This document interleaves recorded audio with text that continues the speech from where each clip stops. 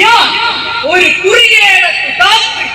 സ്വാർത്ഥവികാരത്തിലൂടെ പുരുഷാധികാര പീഡനത്തിലൂടെ ഭ്രഷ്ട് കൽപ്പിക്കപ്പെട്ടവൾ ദശാബ്ദങ്ങൾക്ക് ശേഷം അതിജീവതയായി പരിണമിച്ച് ഇന്നും ഞാൻ എന്റെ ഭാവനയിലൂടെ മനസ്സിന്റെ വാതായനങ്ങൾ തുറക്കുകയാണ്. ഒന്നും മറക്കാൻ, ഒന്നും മറയ്ക്കാൻ.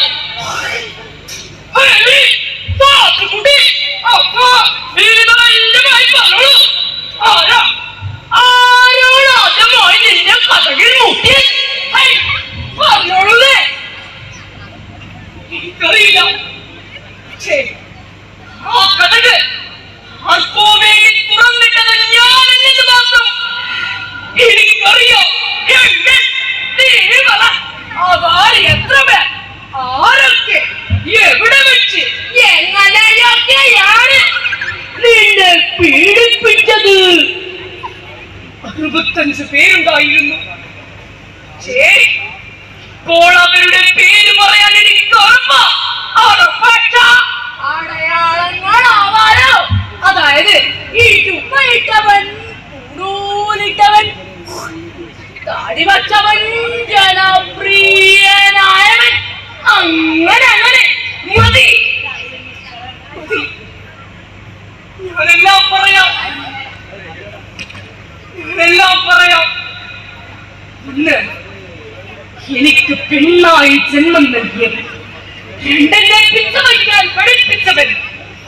3 എന്റെ നാവിൽ പൊന്നുകൊണ്ട് ഹരിശ്രീ കുറിച്ചവൻ. പിന്നെ 4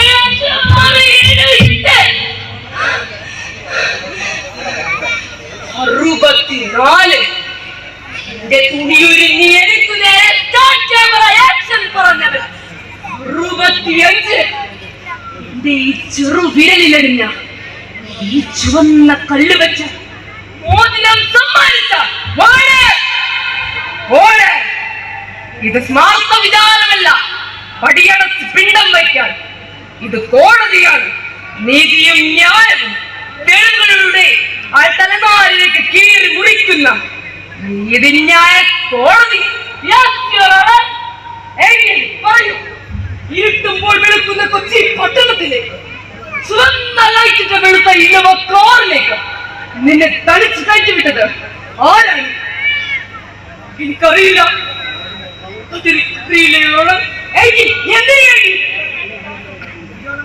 എനിക്കറിയില്ല. അറിയാം, അല്ലെങ്കിൽ ഇര വേട്ടക്കാരനാകും. വേട്ടക്കാരൻ ഇരയും. ഇല്ല ഇല്ല, ഞാനല്ലാതെ ചെയ്തത്.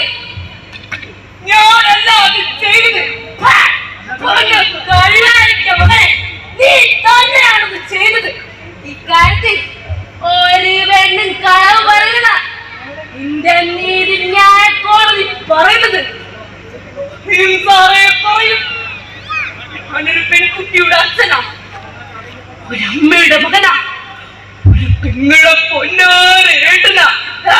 അതേടാ, സ്ത്രീ അമ്മയുടെ മാത്രമല്ല, ഭാര്യയും കാമുകിയുമാണെന്ന സത്യം നീ ഒക്കെ തിരിച്ചറിയണം.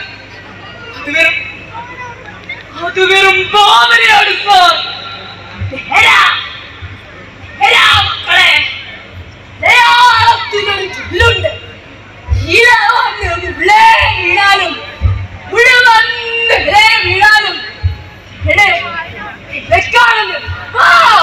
അതൊക്കെ ഇപ്പോൾ മുള്ളറിയും ഇടയുടെ കരുത്ത്. പക്ഷേ അതെന്തും ചെയ്യാനുള്ള അധികാരമായി മാത്രം അതെന്തും ചെയ്യാനുള്ള അധികാരം തന്നെ. കാരണം ഇലയാണ് പെണ്ണ്. പെണ്ണായി ജനിച്ചതിലേക്ക് ശിക്ഷ തോന്നുന്നു. ബഹുമാനപ്പെട്ട കോടതിയോട് സ്വാർത്ഥ വിചാരമില്ലാത്ത ഈ കാലത്ത് അന്നു ഞാൻ പറഞ്ഞ 65 എനിക്കിന്ന് സമൂഹത്തിന് മുമ്പിൽ തുറന്നു കാട്ടണമെന്നത് ഈ സാക്ഷിയാക്കി. എങ്കിൽ പറയും, ആ 65 ആരാണ്? സ്കൂപ്പുകൾക്ക് വേണ്ടി മാത്രം കഥകിന് മുട്ടി ഇരയെയും വേട്ടക്കാരനെയും തുറച്ചു നോക്കുന്ന